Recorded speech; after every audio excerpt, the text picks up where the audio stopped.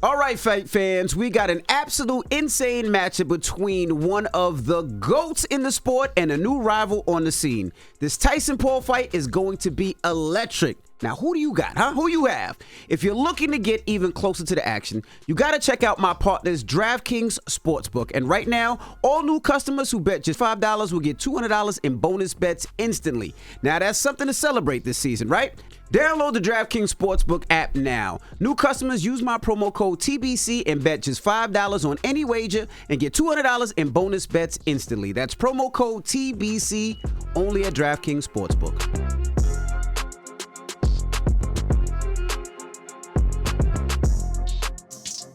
Wake that ass up. Early in the morning. The Breakfast Club. Morning, everybody. It's DJ NV, Jess Hilarious, Charlamagne the Guy. We are the Breakfast Club. We got a special guest in the building. The icon living. Rosie Perez. Yes. Welcome. Thank you so much. How you Let me tell you feeling? something. I'm feeling great. You gotta show me a birth certificate or some ID or something. I refuse to believe you 60 years It's old. no way. I refuse to believe that you just turned 60 in September. I refuse to believe that. Yes, I am 60 years old, and everyone keeps telling me I'm 60 years old, but it's all good. Wow. What did you do to celebrate your 60th birthday? My husband gave me a really amazing party. And Ooh. I'm a homebody. I don't like to really do a lot of stuff, and I have a small group of friends. And Gotcha. and at first it was supposed to be like 40 people, and I thought that was a lot. Mm-hmm. And You thought 40 people was a lot? yeah, You like, I don't be one. Yeah. Okay. I come from, I don't know if you know this about me, but I come from the hip hop world Yes. first. Mm-hmm. And I got so tired of partying and so tired of I got crowds. you. I'm just over it. But 82 people showed up Dang. Yep. to my party, and I was Yeah. walking around like, who the hell are you? Like, who invited you? Like, and it was so funny when my daughter was like, you need to calm down. I was like, no, I don't. I'm 60 years old, damn it. Right. Get out of my party. By the way, they only bring up your age because you don't look it. No, You know what I'm saying? Right, If you not look at it, they'd be all. like, oh, congratulations, you turned 60. That's it. You know what I mean? That's the only reason. Well, thank you. You know what I think it is also, what a part of it is, I was straight edge until I was 24 years old. Mm-hmm. Didn't drink, didn't smoke, only had coffee, water, that was it. And I just think that it benefited me in the long run. Absolutely. Absolutely did. You have an iconic career. You stay booked and busy for years. But how is that? You know what it is? It's like, I love boxing and I believe in that champion spirit. Mm-hmm. And anytime I got knocked down, I just brush it off. I'm like, okay, let's go. You know what I mean? Like, my life was hard as a child. Yeah. You know, not getting a role, that's not hard. Yeah. That's just part of life, and it's fine. And I also think it's because, if any other actors are listening, don't be afraid to audition. Don't think you're above it. Yeah. Because that's bullshit. Oh, excuse me. I'm sorry. Go ahead, you feel good. free. Oh, okay. good. Because I was a choreographer, First. and all the dancers that didn't want to audition for me didn't get the job. Like, I had to see what you had. Yeah. You know what I mean? It may be different. I know you're a great dancer, but it may not fit the video that That's right. I'm working for right now. And so it's like that. And also, be on time, be professional, be courteous, and be prepared. Mm-hmm. And so I think that has offered me longevity as well. You know, because people will say, okay, she works really, really hard. Go ahead and hire her. Yeah. So What was your big acting break? I know everybody always talks about you want to live in color, but what was the acting break? Like, what was the role that caused everything to take off for you? what was my first role? It was Do the Right Thing. Okay. But what really, really set it off, in my opinion, was White Man Can't Jump. Okay. Absolutely. Yeah. And I fought hard for that one. I fought hard. I was the only person of color in the casting room. And it was just a sea of white ladies. And I was like, oh, dear God. You know? And you killed it. yeah, but it's just like that. It's like, all right, it's another championship round. Let's go. Let's go. And man, did I have to talk myself down from the edge. It was really tough. But yeah, I think that was the one that really did it. How difficult was it back then? Because we all love your accent. But back then, Yes. you know, when you're going into these rooms, they might be like, well, who is this accent? You know, she sounds too New York. Was that ever a problem? All the time. All the time it was a problem. And then I would bring up other actors. I was like, you don't have a problem with this accent. She's French. Why you don't have a problem with her? Or this person is British. Why don't you have a problem with her? Is that your racism showing? I'm like, yeah, I said it. You know, and that's who I just was. That's who I am. You know, and I would challenge them on it and everything. And sometimes it didn't work out, but a lot of times it did.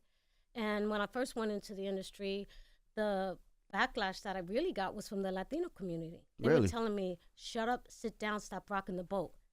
And I was like, rocking the boat? I was like, what are you talking about? All the struggles that you had and have done for me, let me relish in it. You know what I mean? Like, what are you talking about? Why aren't you celebrating the fruits of your struggle? Why? And rocking, I don't want to be in that boat. Yeah. I want my own boat, you know, and it was, so that was really hurtful. That was something I had to push through. And it was just difficult. Like, people don't understand how difficult it was for me. But I just, like I said, I just kept focused and just kept pushing through and just showing up. And it's crazy because you don't realize it until you get older. Like, you were kind of like the only one back then. But, you know, we didn't realize that. We just saw you on TV and like, oh, that's Rosie Perez. But, yeah, you were like the only one back then. I was the only one. Yeah. I was the only one. And it was hard also to fight against repeating performances. Like, I want you to do what you did and do the right thing. No, I don't want to do that. And then it was, okay, I want you to do what you did in White Man Can't Jump. No, I don't want to do that. And then it's like, I get Fearless. That was another, oh my God, talk about, they made me audition 4 times for that role in Fearless. And it was a dramatic role. They didn't want me. They wanted an Irish American woman, which was screwed up because it was based on a real story. And the real character was Asian American, right? And so they were saying, we think that the interracial aspect between you and Jeff Bridges is a concern. So we actually were supposed to have a love scene in that movie, and they cut it. They thought that the audience wouldn't be prepared for it, ready for it. But it was... It just was really, really hard. Like people don't understand. It was really, really hard. And I just kept, you know, you want me to audition 4 times? I'm gonna audition 4 times. I'm not gonna let you see me sweat. I probably would go home and cry about it, and then the phone would ring. They want you back. I'm there. Let me get on the plane. I'm there. Because I really wanted it. You know, I really, really, really wanted it. And then when Fearless came around, they were like, oh my God, you could do something different. I said, I've been doing something different. That's your limitations, that you're not able to see that I have been doing something different. And throughout my career, every single role that I've had, they always go, this is such a different role for you. And I go, you said that last time, and the other time before, and the other time before. And, you know, it just is what it is. And I tell other people, whether they're, you know, Latino or not, if they're a minority in this country, I was like, fight for what you want. I mean, don't wait for your seat at the table. You know what I mean? Yeah. Prepare your own table. I want to know where you got the start from, right? Because you just weren't an actress. You were a dancer, a choreographer. What was the start to say, this is what I wanted to do? What did you see that said, you know what, I want to be in that business? Because you could have did anything. You could have said, I want to be an astronaut. I want to be a doctor. I want to be an attorney. But you wanted to go into that. What got you into that, and who pushed you towards that, especially back then? Well, actually, I was in college to become a marine biologist. I was studying biochem. And then I meet the the talent scout for Soul Train. Didn't take it seriously. I just thought it was fun until my father made me quit. God rest his soul. And and then when I met Lil Silas Jr., God rest his soul, he was a A&R guy at MCA Records, and he said he came to Soul Train. And he goes, "Why aren't you dancing like that on the camera?" I said, "Don Cornelius doesn't like it." He goes, "What's that? That's hip hop, right?" I said, "Yeah, that's hip hop." He says, "I want you to teach that to an artist I have. He's gonna leave this boy band." I said, "Who is it?" He goes, "I'm not going to tell you, just show up." And I said, "Well, I'm not a choreographer." He goes, "I'll pay you $1,600 a day." I said, "I'll see you Monday." That's right. You know? And so when I got there, I didn't know I was supposed to show him a routine. I made up the whole thing on the spot, right? And it was pretty bad what I made up and everything. And that was Bobby Brown. So that was my first. Still, I went back to school. And it wasn't until Spike Lee came into my life. But what video was it for Bobby Brown, so we could go back and look? I did 2 videos. Was Don't Be Cruel and My Prerogative. I'm the one that hired Heart and Soul for him. Wow. And Those are two big videos for Yes. him too. Yeah. Two of his biggest. And then when every little step I take, he didn't hire me, and I was heartbroken. And but he hired Heart and Soul, and I was happy for them. And I told them, I called them up. I was like, y'all killed it, man. I hate to say it, but y'all killed it.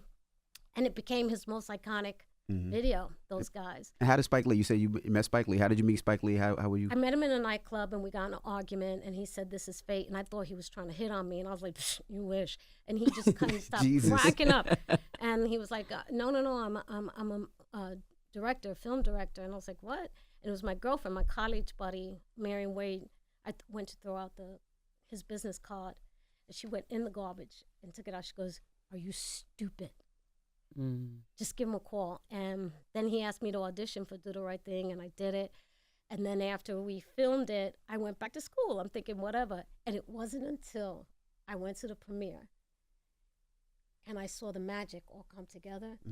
And that was it. I remember sitting, I don't think I ever said this to anybody. I was sitting in the theater. Tears were going down my eyes. And one of my half sisters thought it was because of the nudity, and it wasn't. It was just like, my life has to change. This is what I want to do. And that was it. That was a turning point. Wow. Most classic scene, one of the most classic scenes in black cinema history, though. Yeah. So that wasn't nothing to cry over. Yeah. Had a lot of us doing that Ice Cube move. I'm not gonna lie to you. A lot of us was doing the Ice Cube move because of that. And what did your parents say when they seen that, and you were going college, you were going to be a marine biologist, and now you were doing something that at the time, I would say most parents, especially in our community, did not understand in the black and brown community like that? My father was very upset. He was very upset. He was very upset with me on Soul Train, and that's the reason why I stopped dancing. He was like, "No." He said, "I don't know who you are coming down that line." And I was like, "Oh my God." And I quit, and everybody was like, "Why are you quitting?" I said, "My father told me to quit." And being in California, they didn't understand that. They didn't understand the culture. And I was like, "My father told me to quit. I have to quit." How old were you? I think I was 19, 20. And then when I did Do the Right Thing, I called up my dad and I said, "I just want to tell you it's an artistic film." He goes, "Oh, okay." And I said, "Okay." And I thought he understood. And he had a viewing party in Puerto Rico and they invited the whole entire town. Jesus. And they said that he went into cardiac arrest. He didn't die there. Oh, he But really went to cardiac arrest? He was like, grabbed his Oh, heart. my They were goodness. telling me. I was like, oh my gosh. And I called him up and I was crying. I was like, "I'm so sorry." He goes, next time you tell me." And he says, "But you're a grown woman now and I can't tell you what to do and I'll support you. But please, please don't humiliate me again." Dang. What was most enjoyable for you, dancing or acting? Like, which one is more easier and more enjoyable? I don't know. That's a good question. Because you be killing it on the dance tip, but then you kill it in the films. So, like... The dancing, like, I don't know. That's a true love for me. Yeah. I've always been dancing. But the acting, you know when you get that one lover and you can't get it out of your mind, you can't get him out of your mind, and like he just puts it on you and you're like, damn. Yes, ma'am. I just had a baby, so I know all about that. Yes, all about that. Yeah. That's what acting is. Okay. I got you. Yeah. I was going to ask, you choreographed so many different videos from Janet Jackson, Bobby Brown, LL Cool J, Diana Ross. What was your favorite and why? My favorite client was Heavy D and the Boys because I loved Heavy. I loved him, and I had a lot of fun. My best client was LL Cool J because Todd was the most professional person I had ever worked with. That's why he's still in the game now. You're right. Like, at such a young age, he just had his stuff locked down. And he was like, this is how we are going to go. But I would say my favorite was Diana Ross. She didn't show up to any of the rehearsals. I was pissed. I was like, I'm going to quit. And they were like, don't quit, don't quit. And then I was like, when she shows up, I'm going to tell her something. And her daughters, Tracy and Chutney, came to see me. They're like, "Oh my God, Mom's dying to see you." And I was like, "Yeah, okay, I'm dying to see her too." And so they open up the trail. Her daughter, the trail, she goes, "Hi," I go, "Hi." Right. And I was like, "Oh my God, the boss." us. And she said, come on in. I said, really? And I just turned to mush. And and then she gets up there, no rehearsal. She says, let me see that hippity hop. I fell out laughing, and I showed her a few steps. Got it like that. Really? Wow. Got it like that. And she was just game. Mm-hmm. She was like, wow. And I just love professionals. Mm-hmm. You know, I just really love people who come with the A game. I just love that, you know? How difficult was it being a woman, you know, in the industry coming up back then? You know, we hear about so many different stories of men trying to take advances and so many different things. Was that as difficult for you as well? Yes. What was the hardest point? What was one thing that you remember, you would like, I just remember this moment to this day, and I wish that on no other woman? It was a person, and everyone wants me to say his name, but I'm like, his life is shit now, so it's okay. He got his comeuppance, but went to an audition, and people are like, well, why did you go to so-and-so's hotel room? That's what they used to do. Like, even for Fearless, I met the casting director and the director, Peter Weir, in a hotel room, and you audition for them. And so this one individual wanted me to meet with him, and my first thing was like, why is it so late at night? I don't feel comfortable. Oh, no, don't worry about it. When I went there, he starts rubbing my shoulders, and I said, why are you rubbing my shoulders? He said, you're so uptight. You need to relax. And I said, okay, but you don't have to rub my shoulders, please. And he goes, you know what? Your career's not going to go far. And I said, why is that? He goes, you don't even want me to give you a massage. I said, I thought this was an audition. I don't need a massage. And he goes, we're done. Wow. You know, like somebody else, a different young woman who is not as strong would have probably caved. You know, and people like try to blame that type of woman. That's not the woman's fault. It's that asshole's fault. You know, but it has happened to me, you know, especially in the music industry. Music industry was really tough. The misogyny was enormous, and I had to fight against it all the time. And God forbid if you actually like somebody in the music industry and you wanted to go out with them, then you were labeled a whore, like these. Meanwhile, all the men are screwing everything that walks. And so it was really hard. It was very, very difficult, you know, but I developed a reputation, and it was to my benefit. You know, they're like, oh my gosh, she's such a bitch. And I was like, yes, I am, so don't try it. Good. You know, but it was hard. It was very difficult. Yeah. You feel like you opened the door for a lot of people, like, let's say, like a Jennifer Lopez and dancers and actresses, especially Latino, that came in after you. Do you feel like you were the one that opened that door for them? I don't know if I opened the door for people. I will say this. I stood my ground and paid a heavy price for it at times, and I'm glad I did it. If it benefited somebody, I'm very happy about that. You know, there was others before me that, you know, opened doors. Like, you know, you think of someone like Chita Rivera or Rita Moreno, Raul Julia. Raul Julia, God rest his soul.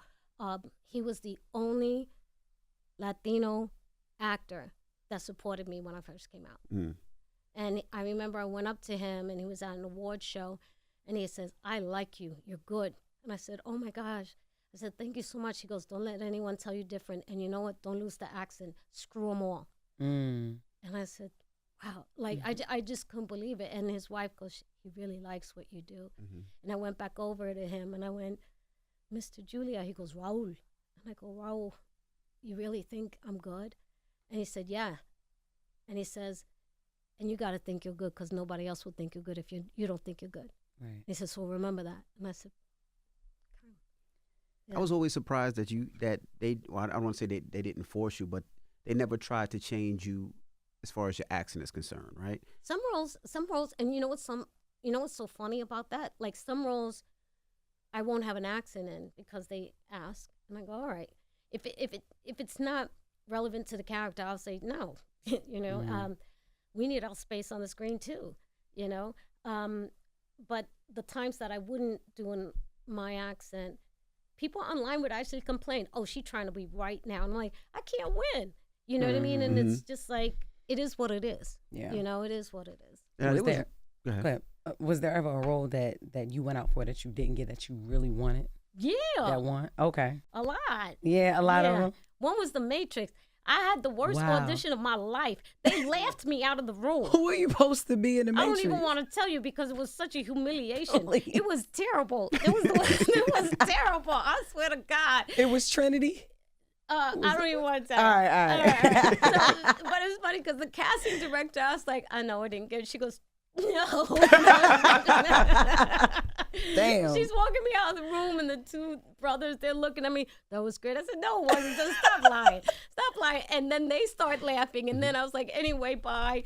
And she's still laughing. And when I close the door, I hear, damn. No, it was terrible. It was terrible. That's when I went over to my best friend Pia Julie's house. And she was waiting for me at 11:30 in the morning with a joint and a glass of wine. Right, like feel better. Shit. Yeah, that was one. Okay. Another one was, I forgot the name of the movie, but Drew Barrymore got it. Oh, I wanted it so badly, but yeah. I didn't audition for that one. They were going to meet with me, but then they said, oh, we've already made a decision. Got it. And I said, oh, man. And but I couldn't hate on her because she was so good in it, too, you know. Yeah. So, yeah, so there was a couple. Yeah. Talk to us about Before, the new Apple TV series. What is that about? Oh, that is really, it's a psychological thriller. It's really kind of creepy. The kid in it is really fantastic. Billy Crystal's amazing in it. The whole cast is Judith Light, Hope Davis, all the way down. Robert Townsend. Oh, wow. Yeah, That's he's what's really up. great in it. But it's about a man who recently experienced the death of his wife. And he's in denial of it. And he's not grieving properly. And then he meets this boy. This boy just shows up at his house. And he doesn't understand why this boy is gravitating to him. And I play the boy's foster mother. And he's a very troubled young kid. And so what the real theme is about, the show is about, is that if you don't get past your past, it will come back and haunt you. And so in this TV series, it really is haunting the things that he won't deal with. And it's also about past lives. Like sometimes if you don't deal with your trauma, you'll come back to this earth maybe as another person or another being, but that trauma will come and double itself until you deal with it. So that's what the series is about. Was this role a challenge at all? This role was a big very challenge. different from any other role. Yeah, it is. And it was I didn't want it at first. And Billy was like, oh no, I got you, don't worry about it. And he was very supportive. But I gained over 20 pounds during shooting. You know, every time it just got too difficult, I would go over to craft service and go, you know, and Wardrobe was like, Miss Perez. And I was like, you know, they had to take my costumes out a couple of times. A couple of times they had to like throw away costumes. Yeah. Like I thought I was wearing that. You don't fit in that anymore. I was like, oh my God. You know, so it was hard, and my husband went through it, you know, come home and just wouldn't want to talk. Yeah. And just want to go to bed and put the covers over my head, you know, and stuff like that. So it was hard. I gotta ask you a hip hop question. You and Tupac were close. Yes, we were very close. How did you and Pac become so close, and how did y'all meet? We met on tour. He and I was on Heavy D. I was with Heavy D and the Boys and Digital Underground. Digital Underground, yep. They were opening, and I also doubled as a roadie, meaning I would have to carry their bags. And we're getting off the tarmac, and here comes this guy, and he's carrying their bags. And he said, what's up? I said, hey, how you doing? What's up? And like I had my guard up because, you know, the misogyny and everything. He goes, I'm Pac. And I said, what's your name? He goes, Pac, like Tupac. And I went, Tupac? He goes, Shakur. I said, like the Black Panthers? He goes, yo, me and you gonna be friends. And, you know, that I knew that. I was like, oh. And I said, will you carry this bag? He said, sure. And he carried the bag, and that was it. That was the beginning of a friendship. And then I see him go up on stage, you know, and he's there dancing, doing the Humpty Duck, you know, doing all that. Yep. And I was like, this guy's a star. And I remember telling Heavy that, God rest his soul. I said, he's a star. Why don't they let him out front? And lo and behold, yeah. Wow. Now, is it true that you played wingman with him and Madonna? Was that true? Did. So you hooked him up? I hooked him up. Tell us that story. You know, he went. I was dating a rapper, And I promised that rap I would never say his name to this Oh, day. you knew I was about to ask. And we were supposed to go to the Soul Train Music Awards, and at the last minute, literally half hour before we get in the car, I'm like, "Yo, where are you? You're late. I can't go. Why can't you go?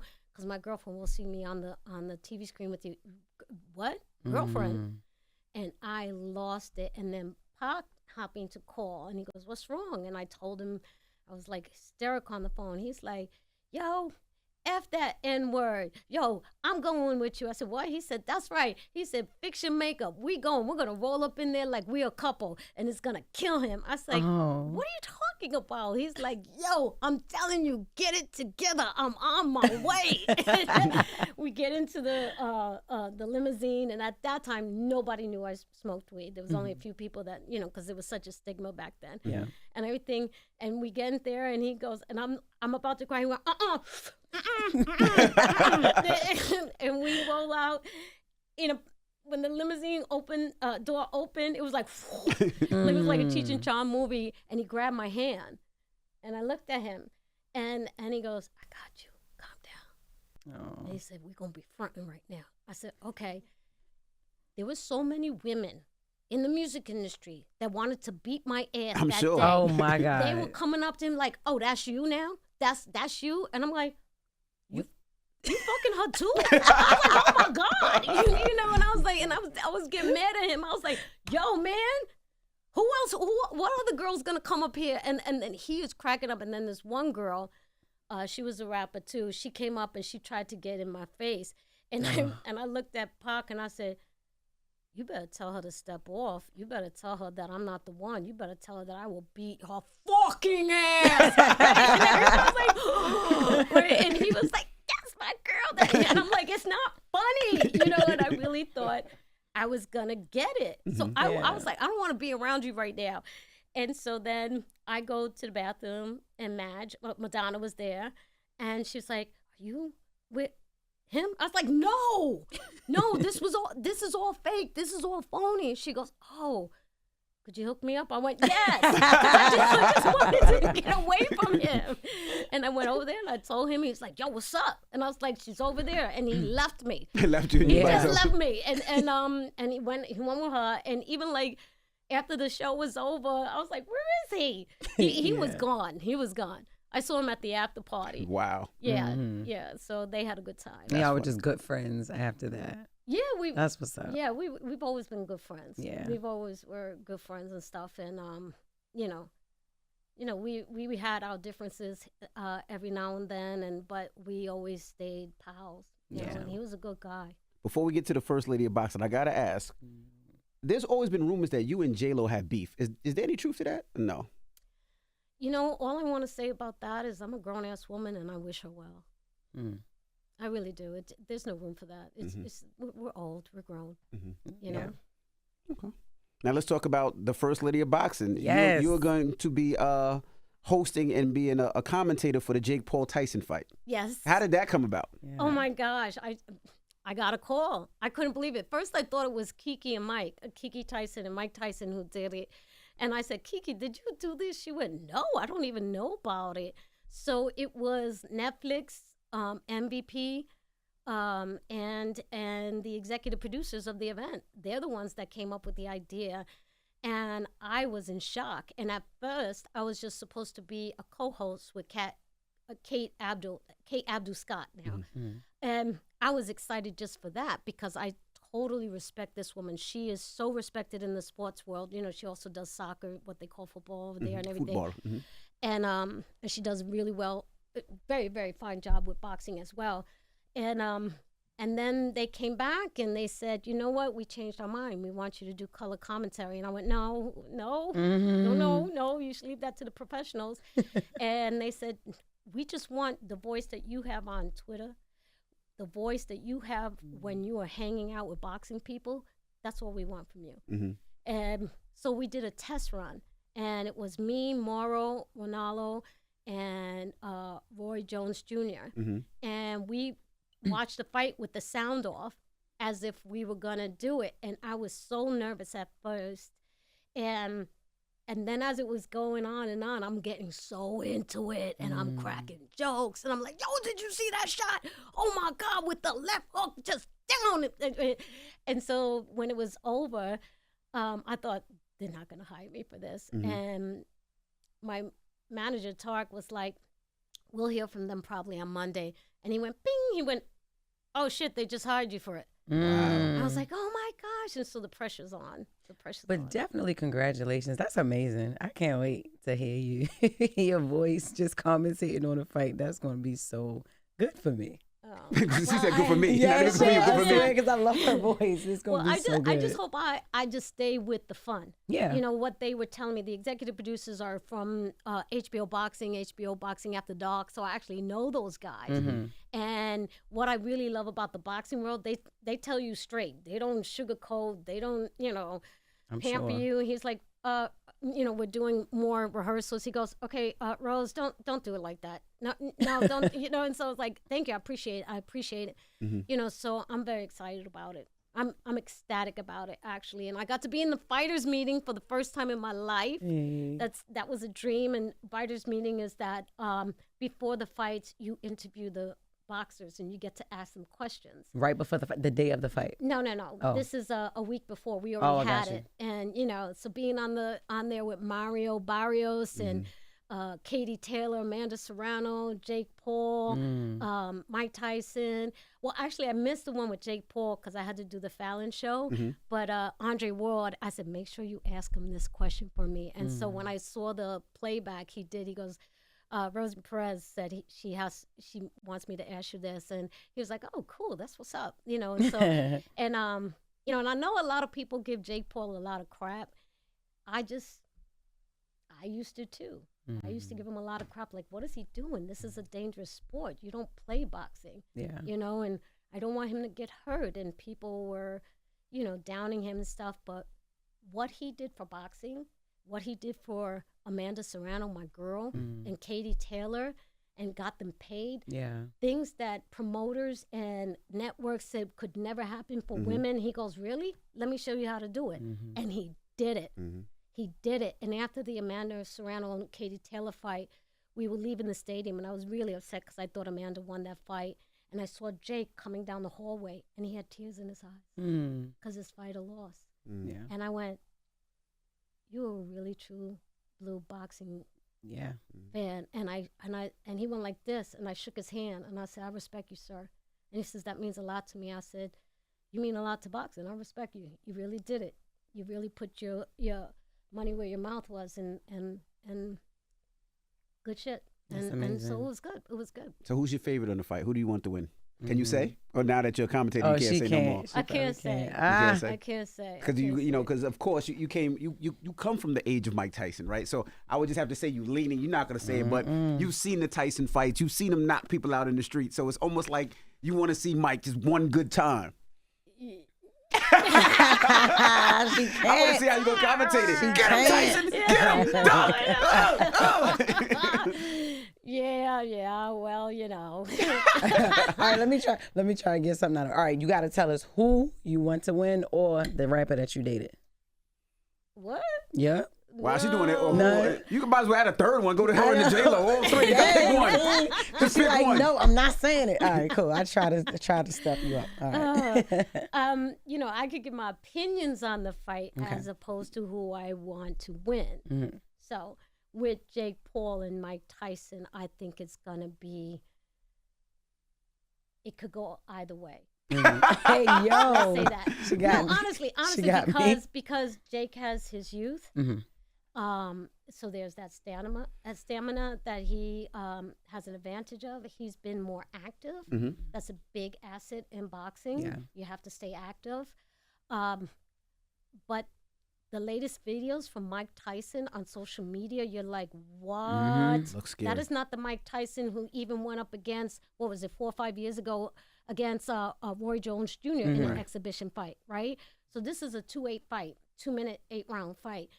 And if he's looking that good, I think Jake Paul should take it very seriously. Yeah. And in the fighters meeting, he said he is taking it seriously. He's not, he believes he can win. He has that champion belief.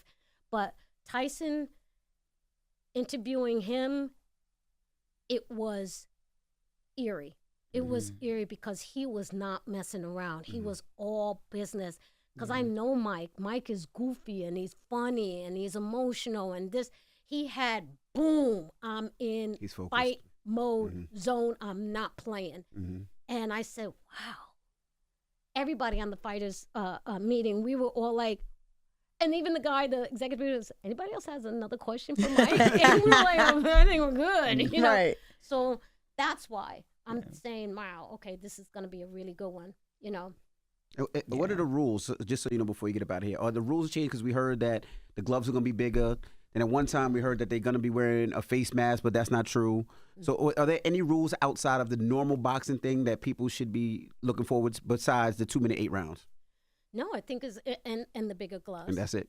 But I think it's going to be a real fight, and I think it was really smart of MVP Promotions and Netflix to have legitimate boxing matches on that card. It's not just, no disrespect, not just a bunch of YouTubers or boxers or UFC fighters past their prime. Right. You have Mario Barrios fighting. He is a real champion and a real contender, and he does not play. That man is, people respect him. He's a warrior. And then you have Amanda Serrano, Katie Taylor too, something boxing fans have been waiting for forever for these to happen, because it was supposed to happen and then the things fell through. So I think that it's going to do well. I thought it was a very, very smart thing for those two companies to put on, because boxing fans are going to watch it because of those two. Gotcha. And Mike Tyson. Of course. You know what I mean? And the world is going to watch it because of Mike Tyson. You know, yes, Jake Paul's going to bring a younger crowd, and he always does. That's why he fills the stadium and everything like that. But worldwide, people of a certain age, they're tuning in for Mike Tyson. Absolutely. Well, we appreciate you for joining us today. Yes. Oh, thank Rosie you. Perez, ladies and gentlemen, she's going to be commentating the fight this Friday, right? This Friday? This Friday on Netflix. Now, you don't have to pay Netflix. As long as you have a Netflix membership, you can watch it, right? Yes, and also the prelims are going to be on YouTube, on MVP's YouTube for free, and on Netflix YouTube channel. I didn't even know they had a YouTube channel. Know that either. It's called Tadum, you know, because of the sound. Tadum. So it's called Wow. Netflix Tadum, and That's you funny. can watch the prelims there. And please watch the prelims, especially if you're a boxing fan, because Bruce Shushu Carrington is going to be the opening bout. Okay. And that's Brooklyn's own, Brownsville's own. Never ran, never will. So that's going to be an exciting fight. I'm going to call that one just because I'm such a Shushu fan. But I'm not going to call the rest of the color commentate on the rest of the prelims. Amir Tyson, Mike Tyson's son, is going to be doing that. Okay. Nice.